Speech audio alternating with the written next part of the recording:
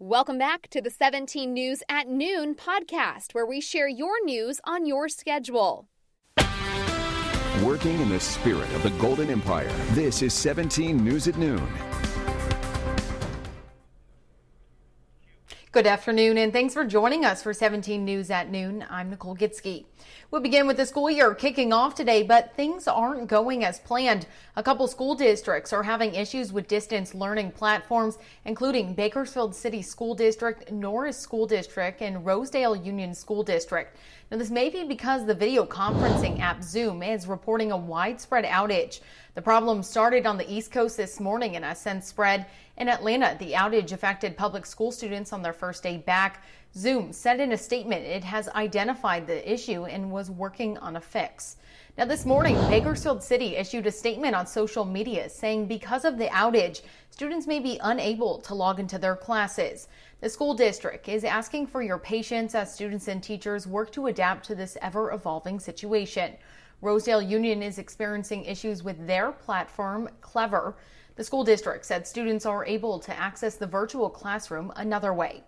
Now, today began the first day of distance learning for Bakersfield City, Kern High, and Panama Buena Vista. School was supposed to start last Monday for BCSE, but it had to be pushed back. Now, that's because the district says most of its students did not have access to the internet after a delay in the delivery of hotspots. Parents and students are being warned that they may see internet problems today due to so many people logging on. And it's also the first day of college classes at CSUB. Almost all classes are taking place online for the fall quarter because of the COVID-19 pandemic. CSUB says they are not experiencing any problems at the moment, but are continuing to monitor the situation. Now, coming up on 17 News this evening, we will have more information on this. Now, in our 17 Crime Watch, police are investigating after finding a person dead near Valley Plaza Mall. According to Bakersfield Police, around 6:30 this morning, they responded to Coventry Drive near a Gate Street. Police say they found a person dead and are treating this investigation as a homicide. BPD says they do not know any details about the person who was killed. According to police, one person is in custody at this time. This is still an ongoing investigation. And we have new information on a shooting that left a young teen in critical condition after a possible drive-by shooting at Lamont Park. Around 7:30 last night, they found the 13-year-old with wounds to his abdomen. He was rushed to the hospital. Right now, deputies say they are investigating the incident as a drive-by shooting. They say an unknown vehicle pulled up to the park, shot the victim, then fled the scene. At this time, there is no suspect description. If you have any information, call KCSO at 861-3110. And a man is behind bars after allegedly shooting and killing a woman, then leading deputies on a high-speed pursuit. 50-year-old Samuel Brown is accused of murder and evading police. Deputies were called out early Saturday morning to a motel on East Brundage Lane near Kern Canyon Road for reports of shots fired. Witnesses say a man got a woman into a car before taking off. A short time later, that woman, 31-year-old Shavonna Wilson, was found dropped off at a local hospital with gunshot wounds. The driver didn't stay. Shavonna died from her injuries. Now, later that morning, police found the suspect car in East Bakersfield and tried to pull the driver over, but he took off again.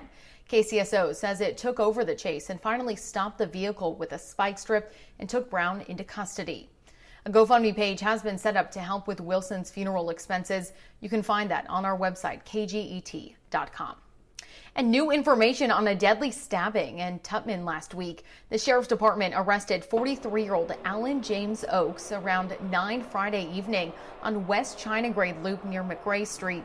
KCSO says 55-year-old Danny Wayne Barham was stabbed and killed and another person wounded Friday afternoon at a home near the intersection of Moose Street and Grace Avenue in Tutman. Investigators say it appears the suspect and victim knew each other. Oakes is facing murder and other charges. Well, new at noon, we now know the name of the person shot and killed during those intense moments at Tony's Firehouse Grill Thursday night. Sheriff's office say an off-duty deputy shot and killed a man who put other customers' lives in danger. Deputies say 36-year-old Cesar Sanchez Ruiz was erratically driving when his car lost a tire and he drove into the parking lot at Tony's. The sheriff's office says Ruiz got out of his car and tried to enter Tony's. He tried getting in through the back door, but on the other side were employees desperately trying to keep it shut. Ruiz moved on to the front parking lot. That's when customers started to intervene. KCSO says that's when Ruiz pulled out a gun and threatened the group. One of those customers was a sheriff's deputy. He was an off-duty and went face-to-face with Ruiz. There was a shootout between the two, but Ruiz died. The off-duty deputy is on leave while the investigation continues. And a man is dead and another person injured after crashing into a tractor trailer over the weekend. According to California Highway Patrol, late Saturday night, a Mercedes was heading southbound on State Route 99, just south of State Route 166. CHP says the driver pulled to the right shoulder of the road and then quickly sped up into the path of the tractor, colliding directly on the left side. The 55-year-old driver was pronounced dead at the scene. The passenger was taken to the hospital. Now, all lanes of the 99 were closed for several hours as police investigated. CHP says they do believe alcohol to be a factor in that crash. 4 new cases were reported this morning by Kern Public Health. Now, Public Health says they are experiencing a problem with the CalReady system and are unable to update those numbers of deaths and recovered cases at this time. Now, as of yesterday, more than 28,000 people have tested positive for the novel virus since the pandemic began. Nearly 17,000 people are recovering at home with the virus. 236 people are in the hospital. Our death toll stands at 240 since yesterday. Our state continues to be in the middle of a crisis. California is burning, and 2 of the top 3 largest wildfires in state history are burning just to our north.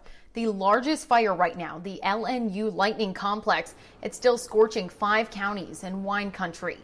The LNU fires have scorched more than 350,000 acres and destroyed 845 buildings. Fire officials say at least 4 people have died. Now, as of this morning, the fires were 22% contained. More than 1,700 people from fire crews around the nation are helping to fight those flames. Now, we are continuing to see that dry, hot weather outdoors. Let's send things back over to Kevin now. We talked a little bit about the smoke, and now we're tracking 2 potential storms to hit the Gulf Coast region in the coming days, and they are Laura and Marco. 2 more names on the list all at once. I want to talk about what is now Tropical Storm Laura, and that system is going to affect the Gulf Coast region heading into Wednesday and Thursday into parts of eastern Texas near Galveston, and also into parts of Louisiana, Mississippi as it takes its turn up near Arkansas, and eventually through parts of Missouri and Kentucky. So this storm is going to make its way on shore as a Category 2 storm right around Wednesday and Thursday. The other storm that is going to affect areas a little sooner is Tropical Storm Marco that's going to make its ride into these same areas in the next 24 to 48 hours. So this one will be less impactful, kind of a taste of what is to come with Laura. Now, here's a look at our forecast today. Overnight, we're at 77. We should be at 68. 95 is the normal high in the record of 112 set back in 1913. Not a lot happening on the satellite and radar. We did see some thunderstorms out of the north overnight. We may be looking at that area this afternoon in areas near San Diego. Daytime highs today, 97 in Sacramento, 100 in Fresno, upper 70s, lower 80s in LA and San Diego. Vegas at 109. And then your overall pattern looks like this. The ridge is going to break down a little bit as we see an incoming trough out of the north. We're going to hope that this will mix up the air a little bit and we'll be able to scour things out by the end of the week. But right now I'm going to keep the smoky haze around up near Mammoth Lakes, up near Tahoe, and areas north could see a chance of a thunderstorm this afternoon, and then areas out near San Diego and near the border. As we take a look at our headlines, air quality alert still in place until at least tomorrow, so smoke will continue in the Kern County area. Temperatures hold near 100, and again, no rain or thunderstorms expected for us. Now here's a look at the air quality report for today. Unhealthy at 181, UV index at 10.2, and we'll be right near 100. Bakersfield 100, along with Shafter, Wasco, Buttonwillow 99 in Taft, for the mountains and the Kern River Valley, a northwest wind 5 to 10, 90 in Fraser Park, and 91 in Tehachapi, and then for the Kern River Valley near 100, Lake Isabel at 100, and then for the desert, look for smoke and haze, the southwest wind 10 to 15, 100 in Mojave. Here's your extended forecast, and you can see temperatures don't fluctuate much, right around 100 throughout the next 7 days. Overnight into the 70s, and again, I have the smoke and haze around. We may be able to pull that back a little bit by the end of the work week into the weekend. For the mountains, lower 90s pretty much across the board by Sunday, 87, and then into the Kern Valley, we'll be right near 100 through at least Sunday. Overnight temperatures into the 70s. So if you are going to be out and about today, just make sure if you can put one of those masks on, that will help you with the particulate matter that we're seeing with all this smoke. Back over to you.